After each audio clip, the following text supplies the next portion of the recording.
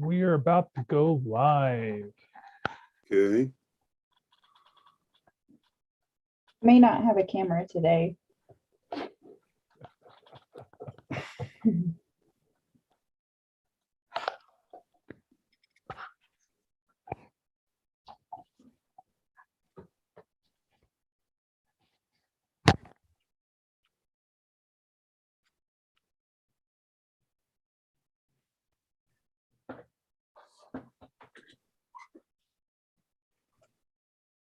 There you go.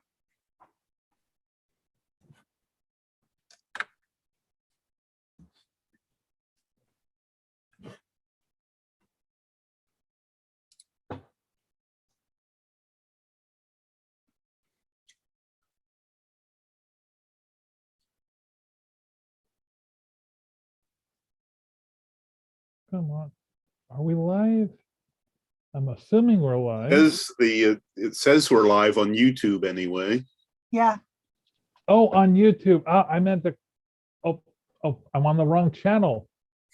I meant to broadcast us on Facebook. Well, we'll go with YouTube this time. Let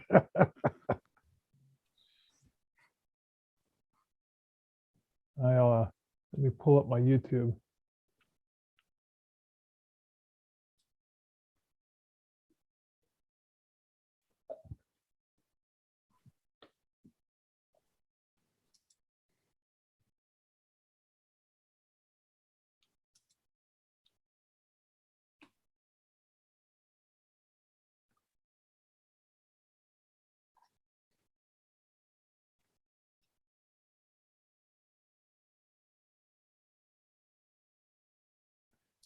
Okie dokie. Now if something happens in the chat, I'll be able to see it. I want to thank everybody for joining me today at Epic Sketch Time. Epic Sketch Time is a weekly drawing group. We've been meeting since 2016. Can you believe it? So I'm going to let everyone do a round of introductions. I'll go first, give you an idea what to do. You all are old hands at this, so I'm pretty sure you know what to do. My name is Mark Monlux. I live in Tacoma, Washington, and today I'm going to be covering my Tacoma Artist Initiative project. I am Bill Morse. I'm an illustrator living in Seattle, Washington, and I'm pretty much between a project, so I'm pretty much just doing brainstorming sketches today. Elizabeth. I'm Elizabeth Gazzetti, and I'm an illustrator from Seattle, Washington, and I will be working on my new comic, Walnut Razorfang. And Katie. She can't find her microphone. That's okay. And we got Yule with us as well. And Roger. Roger, what are you working on today? Hello, this is True Raj 99, coming from Spokane, Washington. I'm not sure what I'll be working on. I'll probably be my usual animation stuff. Thanks. So Elizabeth, by now you've had a chance to tally up your how you did at Grit City. How was it for you? So it was good. I made a double over table, so I always feel good about that. Oh, and expenses. I count expenses in that too. Always wise. Yeah. I did admit I needed a second cookie. Also, the coffee was crap. I was by myself. I couldn't send anybody to Starbucks. No, Katie came over so I could get a cup of coffee. So since I don't know what type of stuff you do, can you put your I media? can show you what I'm working on. Let me just grab a page. I Well, don't no, even have no, it open yet. Can you do that in the chat, please?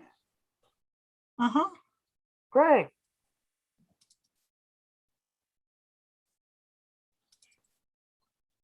So yesterday in the mail, I got my, I have a new printing of my Killer Clowns from Outer Space enamel pins. And I'm going to hold up the old pin. And right next to it, I'm going to hold up the new pin. And I think they look pretty much identical. You guys tell me if you can tell the old one from the new one.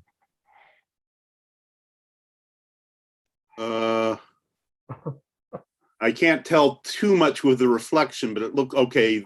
Never mind. I thought the looks like you're using deeper red on the left. I can't tell if it's just a reflection or not, but it looks like you might have, one has darker silver outlines. But You I'm know, not sure if Bill that's is just weird. correct.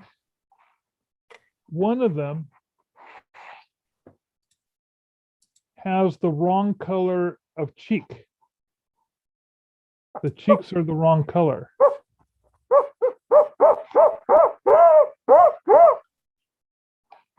And so I'm going to have to, those are in a separate bag. Yeah, I'm going to have to talk to these people and tell them you got the colors wrong. And send them a photo. I mean, it doesn't look bad, but I mean, if any way to get a discount, huh?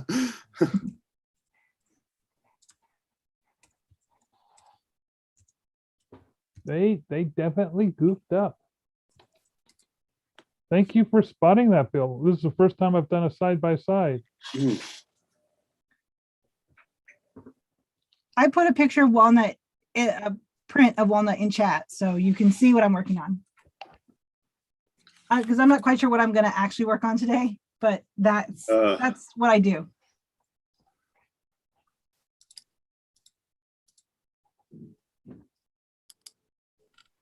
Wait. I mean, what's your media? Oh, I'm just working on Photoshop. I know, but you got a comic called Walnut. Yeah. Where is it on media? Question, is it print or online? Right now it's neither. Uh-huh. Oh, you have yet to put it out there in media. Yeah, so it won't Oh, be okay. anything until because it'll eventually just be an ebook, a print book, but it won't be a webcomic. Mm. First of all, I suck at remembering to update anything like that. I know what I can do, and a webcomic is not it. I tried before. I'd forget for weeks that I hadn't updated something.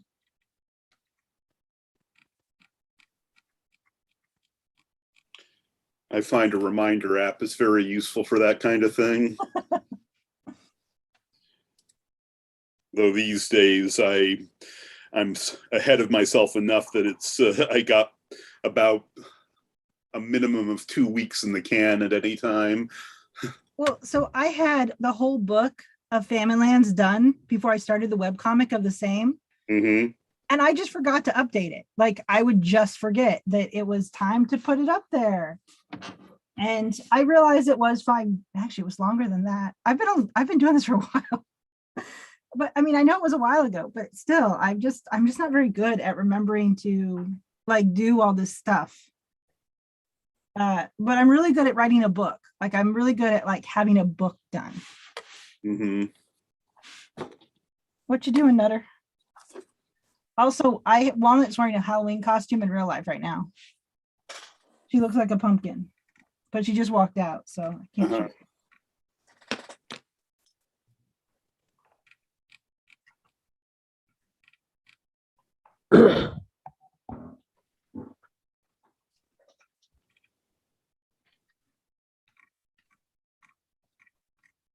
So my Kickstarter ended yesterday, Uh-huh. and I'm completely fully funded. Congratulations. Thank you. Congratulations. I figured you'd be excited, Katie. My 4 dogs will be in this book, so I'm really excited about that. I want everyone to welcome Ann Perry, who's just joined us. Hello. Hi. Hello, Ann. By the way, we are currently broadcasting live on Facebook. And can you confirm in the chat that you're over 18? That'd be superb.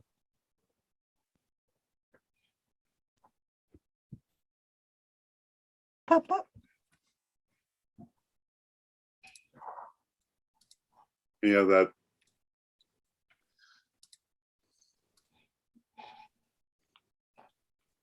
And Ann, you missed introductions. We were all telling each other what projects we were working on today.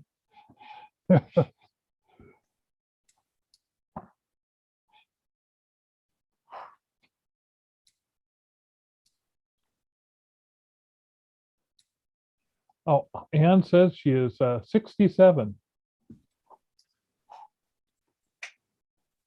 Well, welcome, Ann. What we do is we all get together and we kibitz and share tips and information with each other while drawing and working on our independent projects.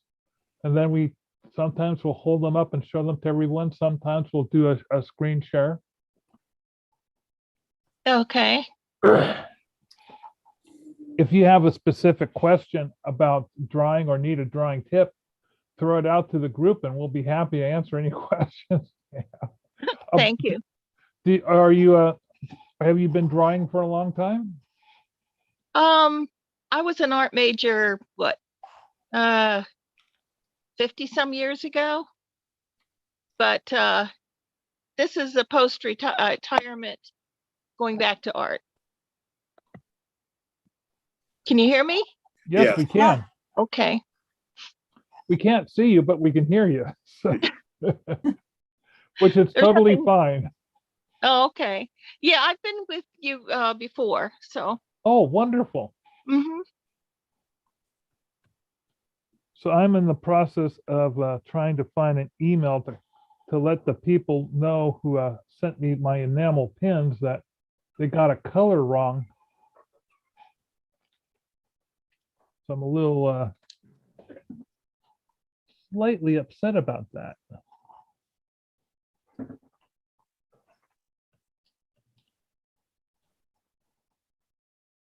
I think what happened was they forgot about my order, and then I sent them an email to remind them, and they went, oh, they realized, oh, we haven't done this yet, and tried to get to me. They were missing their deadline. And quality control was not up to snuff. This is what I get for mailing them the full amount instead of half of them out. Okay, so Mark, you could do that? Mail them Oh, yes, half when and I mail first, it was recommended to me by another enamel company, or another guy who does enamel pens, to only send them half of the amount. And that Just in way, case. if there was an error, they would send you a proof and you confirm the proof. And if there was something wrong, you wouldn't pay, you'd say, hey, I'm sorry, you got this wrong. Normally I'm not a stickler about such things, but you really can tell the difference between these two pins. So did this company do that for you or not? Did they do what? Did they have a way to have you pay half or not? Oh, I could have arranged that up because it's all done via email. It's not like you basically send them an email with the agreement saying that you're only going to send them half in advance. But this time, since it was a reorder, I didn't think there would be any issues. But now there's an issue. And if Bill can see it on a video screen, then Your customer can see it in real life, so. yeah, what well, do you? somebody who's buying this pin new wouldn't notice the difference. But me as an artist, I had these cheeks colored differently for a reason. Don't want them to be the Right. same color as the lips and the nose, so I need to find their email and complain. So, but this is not meant to be the complaint line edition of Epic Sketch Time. I'll let you guys just. So what might be the turnaround for your email? 6 weeks or what? Oh, they usually get back to me within a day or two. Yeah. Oh, okay. Great. And happily, the old line about the slow boat to China isn't the cliche it used to be. Now the pins arrived late, too late for the event, but I did find about 4 of my old pins. I thought I was completely out, so I didn't end up selling any of these pins at my at the event anyway, which was the Grit City show. How did you do, by the way, besides the whole pen thing? Oh, yeah, I sold a little bit of everything, but what I really sold a lot of were the glow in the dark brains t-shirts. Hmm. And so, it wasn't as great as some of the other shows I've done, but I still, I was well past, table and well into the profit margin for the day, but not a huge profit margin. Yeah. Like, I wouldn't travel out of state for this type of profit margin. If there was a one-day show happening down in Portland and I knew I was only going to get this much, probably wouldn't do it. Right. But since it's right here in Tacoma, it's a no effort. It's an easy profit. Plus, Jet City has always been a little bit more thinly attended than other conventions. I don't know why, but it just has been. Yeah. And Yeah. it's not just the moving to Tacoma thing, right? No, it was like that up in Seattle too. Yeah, no, I remember it as that, such as well. Tim and I made our table back barely, and that was mostly Tim. And we also had a friend who was using half of our table. We had the opportunity to, oh, this is Katie, by the way. I haven't talked. You guys all know me, but anybody who would actually watch this on YouTube. And having done so well at my last convention, this one was kind of a slap in the face, but I've already talked to Elizabeth about this because I'm still kind of new to selling art, especially in the Seattle area. And I did not price appropriately for this convention. So I got lots of feedback, like positive feedback, like, oh my God, that's so cute. And oh my gosh, that's so great. Or, oh my gosh, I love tarot, or, this or that, or people who wanted to talk about the pictures. But nobody, I sold 2 pieces, which was like a stab in the heart. But it was a good learning lesson because I told Tim, I said, it kind of lets you know what people find worth in. And then the lady that was next to us, she was completely shocked. She was like the lady who sells melted candle wax things. It's called Scentsy. She said that she sold none of her superhero stuff or comic related. She only sold Disney stuff, and she sold a lot of Disney stuff. So I think I still have a lot to learn, especially about the Seattle Pacific Northwest market and cons where there's a lot of artists. I mean, it's a cutthroat thing, and so it's like if somebody has a couple dollars and that's it, what do they find valuable? I did also get chastised for not having, and I didn't have this problem at the other convention I went to, but I got chastised for not having enough social media and making myself accessible to people. But the way I felt about it, like, well, what are you accessing if you're really not? Why would you want to follow me if you're not really interested in the art? So I don't know. It was interesting. I'm glad we went. Got a lot of feedback, and for whatever reason, there were a lot of people who were just weird about tarot, and so I definitely want to make sure I have a broad portfolio. But one of the things that I'm concentrating on is doing the tarot cards for getting that collection out as well. So, but yeah, read the room. I think that's a new piece of advice, or read the con. That should definitely be put on the list of things to suggest to people whenever they're determining price points. What kind of prints do you take? Like, how much effort do you put into matting? If this is a place where that's not, the value of the mat is not important to the presentation. I mean, that was another thing Elizabeth and I talked about. What else did we talk about as far as that con went and lessons learned? I talked about how like I had just raised my prices to make sure that I was actually turning a profit. Not a lot. I raised them $1 from 3 years ago. Yeah, there you go. Yeah. And we were discussing about how like I was worried that, especially at this convention, that was too high. Yeah. But then I still have to turn a profit. So, and also just the stuff that I sold was all cute stuff. All my cute prints. None of the vampires sold. Oh, actually, I take that back. Vampire books sold, but no vampire prints, which was That's completely opposite wild. of Crypticon. And then all my cute, like I sold like the Squirrelicorn and pictures of walnut. And in fact, that print I shared in chat was like the best seller. That picture that you like of mine, Katie, with the black cat on the pumpkins. Yeah. I brought a small version of that sold.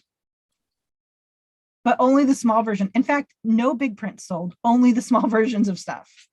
Well, and that's one of the things they asked me about. People kept asking me about 4x6s, and I brought the Emperor, and people are like, well, do you have the Emperor and 4x6? And I was like, he's a new print. Like, I expected the Devil to sell, like, because he sold so well at the last con, and he's just, well, actually the Devil is a she, because Lucy is a girl, but nobody was interested in the Devil at this convention. So it's funny you're saying the cutesy stuff. So people liked the Emperor and they liked the Empress, which were a kind of majestic but cute Maine Coon and a French Bulldog.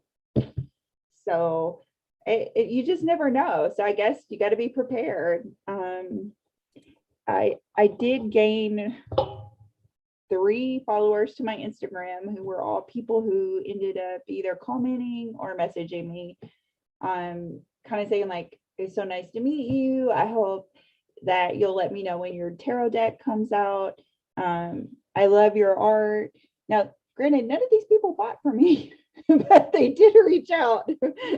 So I don't know. I was glad though to talk to people. I love talking about art, and with my my drawings, there's a lot of symbolism. So it was fun just discussing the meaning of tarot and archetypes, and got into a little Jungian theory with them about archetypes and how you can find meaning in anything, and how you can find representation in your life. That might have been what scared everyone off. Talking to me. But then Mark, you introduced me to one of your friends, and I forgot to get his name. And we just chit-chatted about his really cool unicorn book that he's doing. That was Alan Gladfelter. Yes, I need to write that down. Very interesting guy. Has a great concept for a book coming out, and Yeah, he spent the last 4 years creating this graphic novel, but he has had 0 success. He has contacted every publisher and every book agent he can find. over 70 so far. Wow. Gosh. And has had nothing but either rejections or no response. So I'm wondering, okay, see, does he just have a bad cover letter? What's his pitch letter? Is he sending the whole book? What's happening here? Because I can't imagine getting that many. I've seen his stuff. His stuff is top par. I mean, it's really, and I'm not just saying that to be nice to Alan. He is a superb illustrator. He drew comics for, he did the Pixar Cars comics, the printed ones, when they Yeah. were, before they became involved with Disney. He worked as a character designer for a online series called Half Cocked that never really took off, mainly because the guys promoting it or creating it, their main business models is they sell whiskey and guns. They are a gun manufacturer and a whiskey manufacturer, and they thought, oh, hey, this show Archer, let's do an Archer show knockoff, and we'll basically base it about our lives type thing. Or Okay. so they did the writing, but still, it's called Half Cocked, and you can watch it on YouTube. I think what he's failing to recognize about that project, because you were asking me about, and this is something I think Elizabeth has really taken advantage of, and I don't know if you do this intentionally or not, Elizabeth, or this is just as who you are, but he is failing to recognize that what he has is an indie project and that he is going to have to define it himself, and that there will be an appreciation for that. That's like the guy who I backed him on Kickstarter. I think is his name Shy, who has that really trippy, like Grateful Dead technology tree people book. He lives in South Carolina. Is that ringing a bell for anybody? A little bit. But he has an amazing concept too. But he just owns that he's indie, and Elizabeth does that. Elizabeth is a great cartoonist. She's a great writer. But I don't know if it ever occurred to her to traditionally do anything, because she seems to have just embraced being indie. And I feel like he's kind of like not understanding that you have a superb product. You're an amazing artist, but you have an indie project. And he kind of was telling me like he's going to release it online and stuff. And so I thought, well, okay, cool, you're getting there. But it's definitely an indie project. It's a project for Kickstarter, and it could go a lot of places if he gets the right indie marketing strategy. But I don't think he should take people rejecting him in publishing as a slap in the face. Probably if he got the right amount of buzz from his Kickstarter, somebody like what is it, idea Image, or is it Image, somebody like Image, I could see them doing that as one of their indie projects. Like you walk up on them at ECC or something, and it's sitting there with all their other indie projects. And then what's the comic book series, the group, they're out of Canada, that did it's the one where he has to fight all the evil exes. Scott Pilgrim. Who's that comic book? Oh, I think it's been through Somebody. a few things. The color version might have been, I think it was Oni Press for a while, but I'd have to Oni, look that yep. up. Yeah, I could see Oni or Image doing it with their indie stuff, but he's gonna have to be the one that gets it there by doing a Kickstarter or getting a lot of buzz from having it on a as a web comic, unfortunately. But at least he has the whole thing complete. It's just a matter of releasing it and kind of getting it announced. If I'm completely off base, tell me to shut up. Well, obviously, I'm not going to. Oh, good. I was right. It was Oni Press. No, it looks like Mark is spacing out. So I'm sending this attachment to this, I'm still working on this email. Oh, you're still obsessed with your pen. I understand, but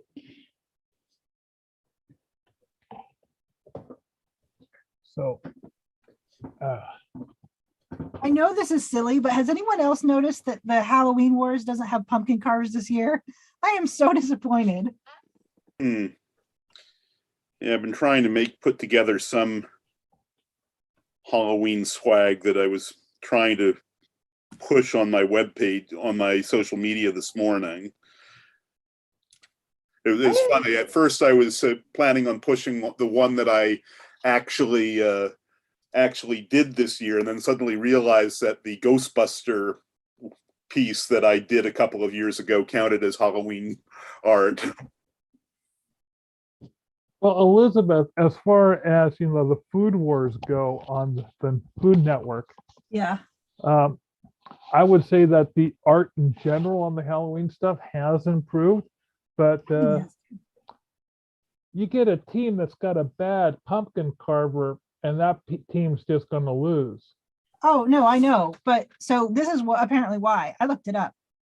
Oh. Apparently there's not enough pumpkins to go around this year for a show like that. Ah! And due to the rules about COVID, they had to have only so many people on the set. So the oh, pumpkin carvers got the boot. Yep. Apparently I'm not the only one disappointed. Because as soon as I tweeted it, someone else said something about it too. But I didn't start when it started, I was like, it was like 4 in before I actually like started watching it. So I didn't know this until just recently. And by just recently, I mean after Jet City. I mean after Jet City. I don't want people to think that all I do is sit around and watch the Food Wars, because I don't. I've kind of gotten off of watching food shows.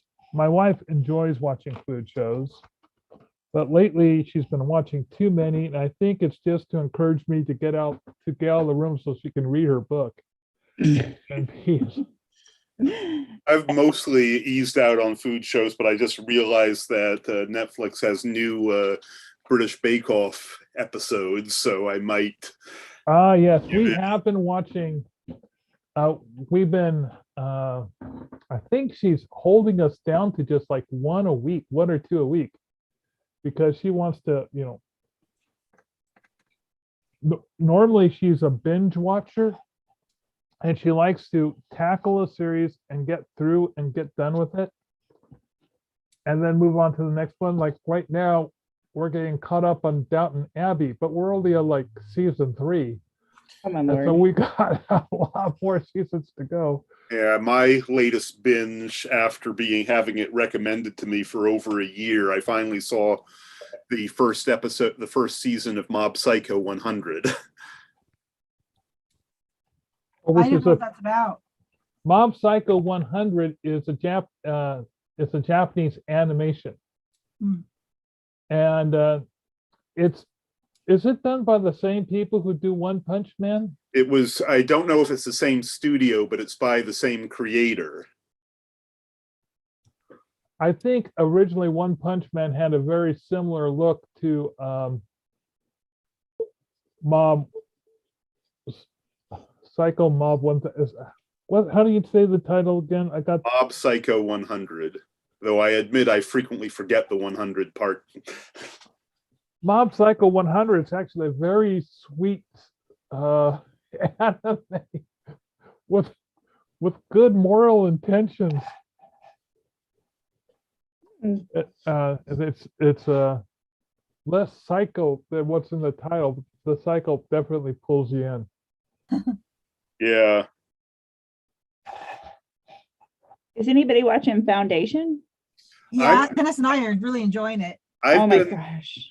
I'm behind I'm behind 2 episodes, but I mostly enjoyed it, provided I turn off my Asimov snob button, because it's sort of like, having read the original, I know just how much they've been padding things. Oh, well, and yeah, so do I. Mhm. by the way. In fact, my husband was asking me questions about it. I'm like, just enjoy this for what it is. Don't pretend this is foundation at all. Mhm. That's mostly what I've been doing, though. At the same time, I'm a nitpicker by.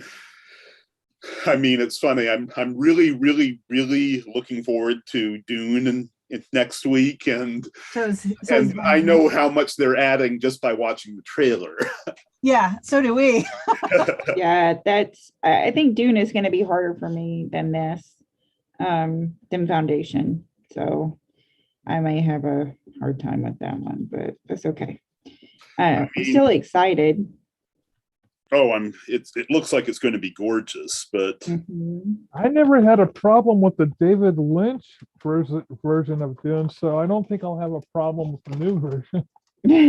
oh, I admit I wasn't the biggest fan of Serpico, but as far as his genre stuff, I've yet to see anything by this director I don't like. I mean, his Blade Runner sequel was magnificent.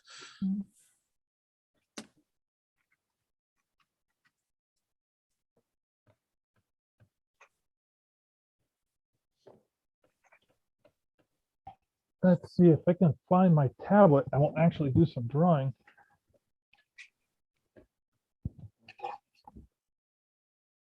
I'm going to open up the share screen function. In case Yeah. anybody wants to share their screen. Now, so Katie, you didn't have a great show. Would you do it again, or will you just decide to do shows that are very popular for you, like Crypticon? Well, I've never done well in Seattle at any show. Like I've never done well. I've done, but that was even as a publisher. I think I've done, if you count publishing, like 22 shows in the Pacific Northwest, and I've never done well at any of them. Like as far as like making a profit or anything. I think I would do a small show, but I think I would take the advice of Elizabeth and know like more of what, because I now have experience with the show, like what I should bring to the show, price point, how much, the type of product to bring, the prints to bring. And I don't regret doing this show because, like I said, even though it's a little disheartening, even if I just made 3 people interested in my final product of the tarot card series, and or sharing an image of one of the tarot card on Instagram with other people, eventually, that'll add up. And I did, like I said, I got loads of really great feedback. And that's good too, because people who don't know you are going to give you the best feedback. Like, but no, I'll probably continue to do these shows because Tim usually does well at them. And so Oh, I meant go for Bridge them. City specifically. probably, I mean, I don't know that I would have Tim get a corner booth again like that. Just because You spend extra for the corner booth? yeah, I think the corner booth was $220. Which is not that, on a normal, if that was a full weekend, it would be an amazing deal. But like with a 1-day show, especially a small 1-day show, it makes it hard to make your money back, because it's like you either make it or you don't, because you don't have that extra day that those people want to come 1 day and don't the other. So I've already bought my table for next year, and because of the early bird special that they're running until December, I think you can get, between, I think it's 20 or 15 or $20 off. So I think what was my bill? I already put my invoice away. I think I got charged $75 for my Artist Alley table. And so I know I don't think I spent I know I didn't spend more than $100 this year for my Aria salad table. Yeah, I don't know. Tim signed up for this one, so I'd have to ask him if he got, did you get something in the mail or did they just offer it to you? It's by email. It was sent, I believe everybody who Yeah, I got an email too. was at the show, everyone got sent an email. I would probably ask him, because if he doesn't want to go, I don't want to go with, I mean, I could probably do a show by myself, but we've been doing shows together for so long. I would probably be lost without him. Oh, I know that sounds sad, but Fine. he's my mean- partner in crime. Don't feel like you should do it just because, but really, I believe you would be fine. I used to do them all by myself all the time before I met him. But he's like my emotional support person. We all have that person that, kind of lifts us up and tells us to quit feeling sorry for ourselves. He's that person for me. I think I'm that person for him too.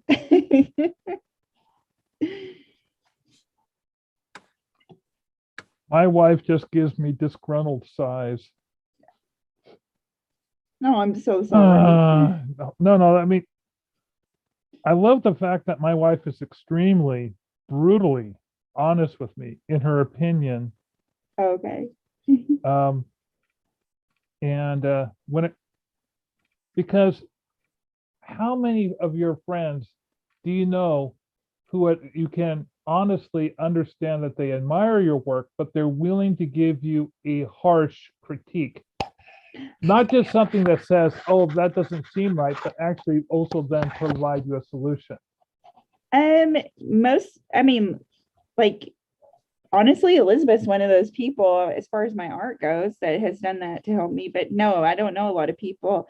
And Tim and I, we don't really talk about art critique that much. Like, he has told me things like, oh, I don't think that's the right color, or that perspective is off, but he is not a super skilled art person either. So he wouldn't know how to articulate it. It's just more like, just like me. Sometimes I'm like, well, that doesn't look right, but I'm not 100% sure what I did wrong. I'll just keep working on it until I figure it out. But your wife can do that for you? She has that technical. Actually, she will. No, I have friends who I respect who are artists that will dissect an image for me. Okay. And they will tell me what they think I should do to repair that image. Okay. But my wife is not one of those people. She's one of those people that will. Hang on, I gotta stop this. That will let me know if I'm going off my rails, and she'll let me know really quick. Okay. And that I've made a really bad judgment call. Mhm. And I don't mind that from her, because there have been times when she's taken a look at something and just said no. And she's very abrupt. And when she says that looks good, I know it looks good. And if I can make her laugh or smile, I know I've really nailed it. But a lot of times she'll just look at it and go, meh. And to her, a lot of things in life are meh. She is, to give you an example, on a scale, if you were to ask her to rate something on a scale of 1 to 10, well, 10 is perfection, right? Right. Nothing in her life is perfection. So everything, the highest anything can reach is a 9. Nothing can ever be a 10. She's got that level of doesn't measure up. So I'm really surprised I'm in her life. I think she's settled. No.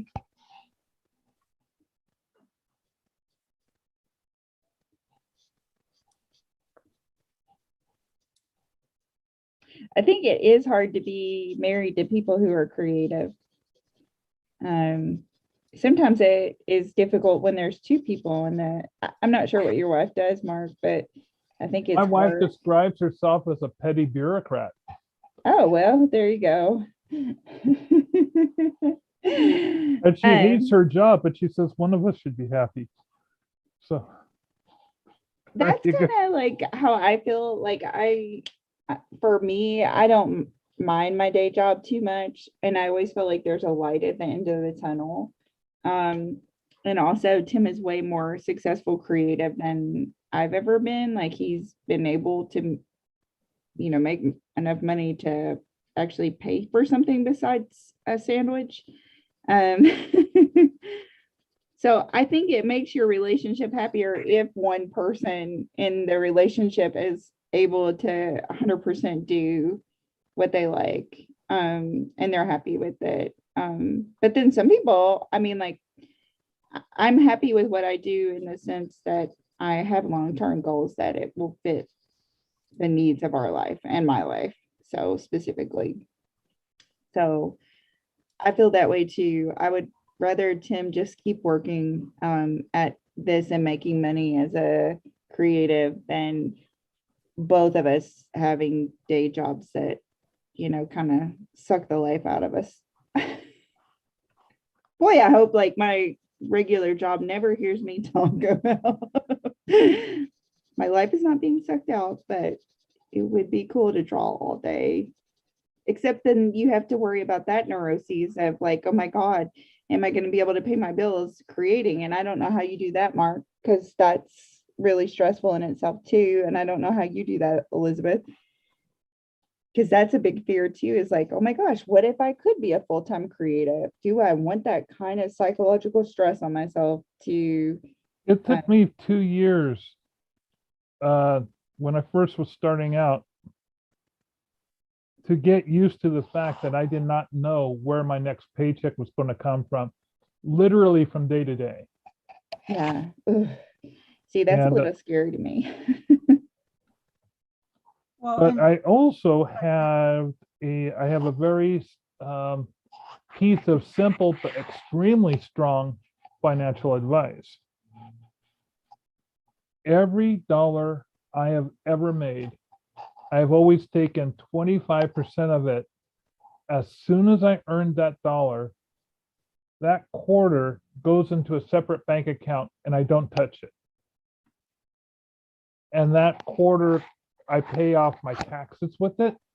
At the end, I will touch it at one time, and that'll be at the end of the year when I pay my taxes. And I've learned a lot of, I've learned how to make that money stretch. Like I've learned tax deductions where I can, like if you buy a computer for $5,000, that's $5,000 you don't have to spend on your taxes because computer equipment's nearly a 100% write-off. So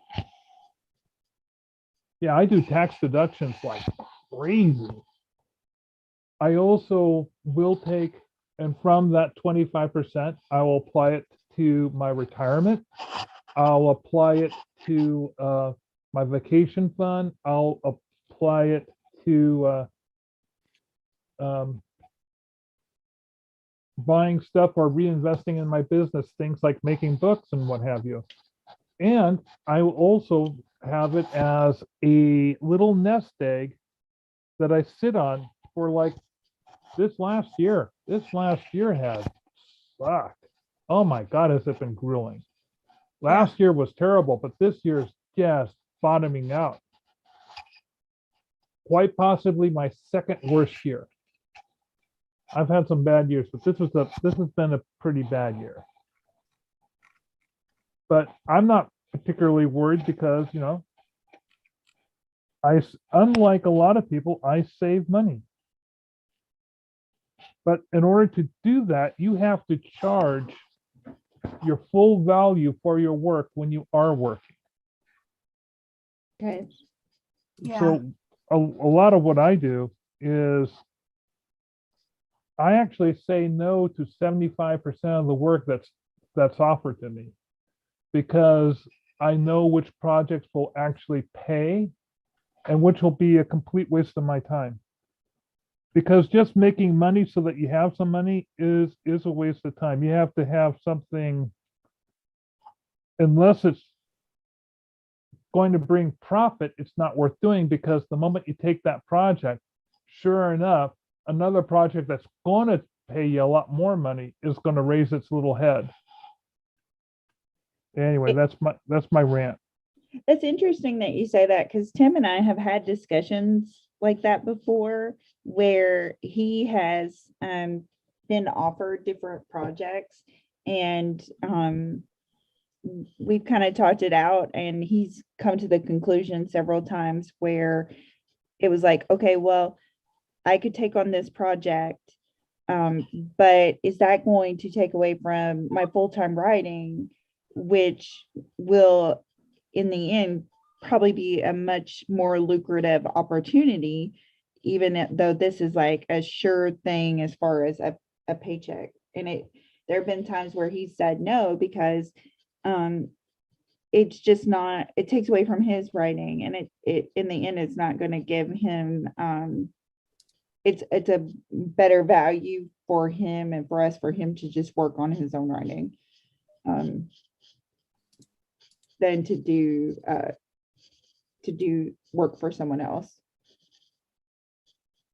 So I think that's very reassuring to hear that. I wish I could get him on the group sometime, but he doesn't have any projects right now he's working with, and he feels weird doing Photoshop for some reason on here. So hopefully I'll get him on here one of these days. But yeah, that's good to hear, because I actually, one of the things I like to do for fun, I know this sounds weird, is I like to do secondhand resale of clothes. And we were just talking about that as well. Is like, okay, secondhand resale is fun. I like the thrill of the hunt, but in the end, is it of any real substantial value to me, because of the amount of physical effort it takes to go shopping for hours on end and go to Goodwill outlets and dig. And it keeps me from becoming a better writer, because yesterday I spent like 6 hours packaging clothes that I sold online. And those really, they're not huge dividends for what I'm doing. So I'm glad I think people have to make that decision. Like, didn't you say there was a project you did, Elizabeth, where you're like, I probably wouldn't do that again because of the amount of effort versus the payout? Lots of them. Yeah.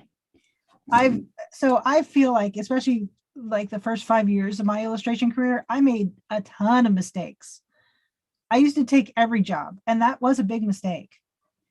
I even was thinking fairly recently about something that happened when someone asked me to design a business card, and I could tell it wasn't really my style. And all that ended up happening is I lost money on the project, because it took me longer to draw what they wanted, because they had an idea and what they wanted. And it was like, it's not like they looked at other illustrators. It was just somebody I knew. So now I don't take jobs like that. Like, I'm happy to work for my friends. I just designed a pin for someone. That was great. Couple hours, no problem. But they obviously liked my work, so they knew what they were going to get. They weren't expecting me to, like, I don't know, do something realistic.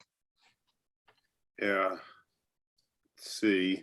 It's about 5 of, and I need to get out a little early for the event that the guild is putting on in 5 minutes. We didn't even get to you and your life knowledge on being a career as a artist, Bill. We'll have to do that next time. Okay. Well, anyway, talk to everybody soon and have a good week. All right, see ya. Bye.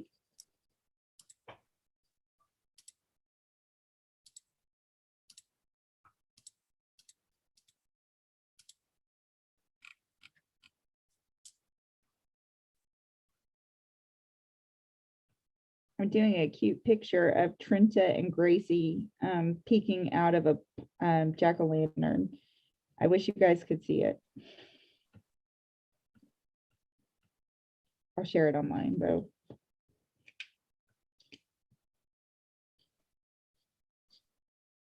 I'm also excited to see how you draw talking about your style, Elizabeth. I'm really excited to see how you interpret the girls and our little white evil dog in the book. I hope you like it. Hey, you want to know something funny? I know who so the person's mom who got the other big role, Uh-huh. she talked to me and was like, my daughter can't decide which pet to use. And they're going to be guinea pigs. Oh, that is so cool. Yeah, I assumed it was the dog. Like I just sort of assumed that, the character would be the dog that they have. And she's like, no, the daughter decided that the dog was too big for the page. Okay. Oh my gosh. Executive decision, huh? Yeah, so she decided she wanted her guinea pigs instead of her dog. But it's funny, like I know what I think's gonna happen and it never does. Oh yeah, I could see that. Definitely. You think it looks like one thing and Yeah. I mean, also I thought that I thought someone would take the car. Like they would be driving and they'd have all their animals behind them or something. Because what was weird was when I did the Famine Lands Kickstarter so long ago, it was funny how like that was the first thing to go. The $500, let's get our whole family packed into a wagon. Because Family Lands doesn't have cars, it's fantasy. But that was so I just sort of assumed there would be a family that all wanted to be in the comic. But no, instead all the pet prizes went. Every single one. Oh yeah. Well, we had talked about having the girls show up in one of your comics anyway, so I'm glad that they're gonna be involved, and then Haley's gonna be in it as well, and Pippin, the little white dog. So we'll see how that goes. He'll have to be barking insanely like he does all the rest of the time around here. Yeah, I'm going to be sending out the surveys pretty soon. I'm basically just going down the list, and so I've like done 2, and then I'm going to have to start doing the bigger ones. Okay. You'll Yeah. get it soon. You might just have to message me on Facebook because I never check my Kickstarter page. Okay, I will. Except when I go and back people's Kickstarters. And then I just miss out on my rewards. And then I sometimes am so embarrassed. I just was like, oh well, I missed those rewards. Like this Kickstarter's been closed for a year and I forgot about it. Which is what happened when I went to back your Kickstarter.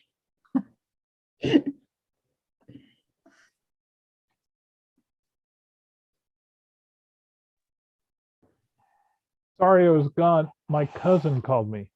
Oh, And so I've got lots of cousins. So I've got lots of siblings. With all of my cousins and their significant others, I have 54 or had 54 first cousins. But that was about 20 years ago. So they're beginning to thin out.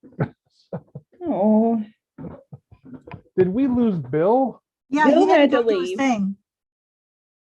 Well, I hope this has been an exciting epic sketch time for everybody while I've been on the phone and totally distracted.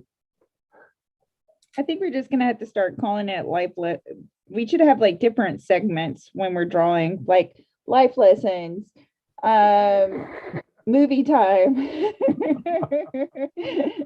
And then we just talk about that certain thing Yeah. at that time, and everybody goes around in a round robin and shares something.